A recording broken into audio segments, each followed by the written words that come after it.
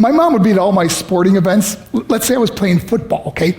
My mother would be on the sidelines, and if the play on the field started going one way, my mother would run along like, Mark, get him, get him. I'd be like, oh my gosh. I'd get in the huddle with the other guys. They go, Mark, is that your mother? I go, no, I never saw her before in my life. See, the greatest gift my mother ever gave me, she believed in me. I have overdosed on drugs on 3 occasions where I should have been dead. But I believe I was kept here for a reason. You show me your friends, I will show you your future. How do I know this?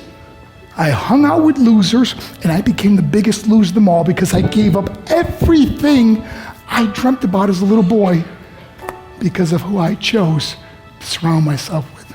My friends would drive me home at 2, 3, 4 in the morning. We'd be drunk and high, laughing in the car.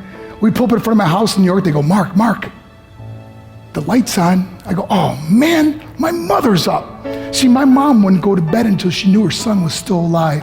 I'd walk in, she'd say, hi, Mark, how was your night? I go, it was good, Mom, I'm just gonna go to bed. She goes, can I talk to you for a minute? I go, Mom, I'm tired, I'm just gonna go to bed. She goes, Mark, I haven't seen you all day and all night. Can I please talk to you? I said, man, just leave me alone. You bug me. I'd slam my bedroom door on the one person who believed in me. I was on a worldwide tour and we were wrestling overseas in Japan. After my wrestling match, I went upstairs in my hotel room and I fell asleep. There was a knock at my door at 3 o'clock in the morning. I got out of bed and I looked through the safety window and I could see it was a Japanese promoter. So I opened the door and he said, Mark, you need to call home. There's been an emergency. I went and got on the hotel room phone. I called back to the United States. I said, hey, what's going on? They said, Mark, I don't know how to tell you this. I said, just tell me what happened.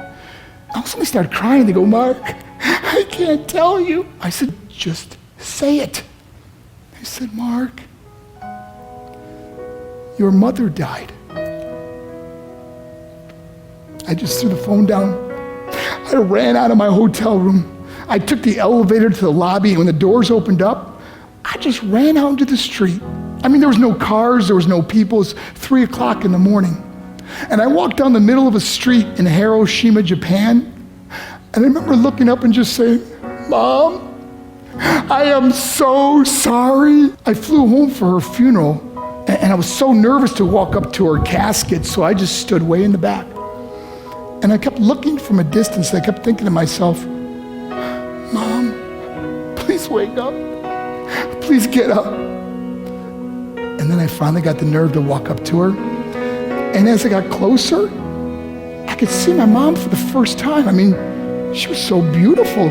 She was dressed in white. I mean, she looked like an angel. And I just stood over and I said, Mom, you are my hero.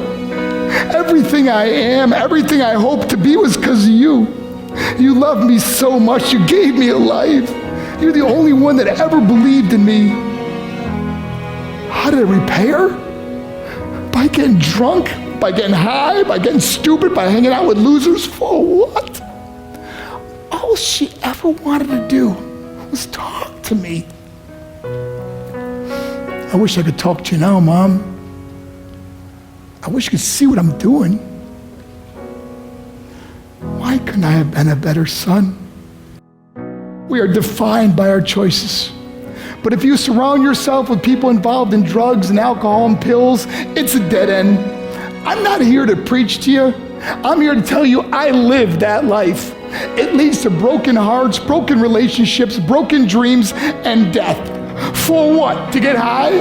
If you have a mother or a father, when you go home, tell them how much you love them.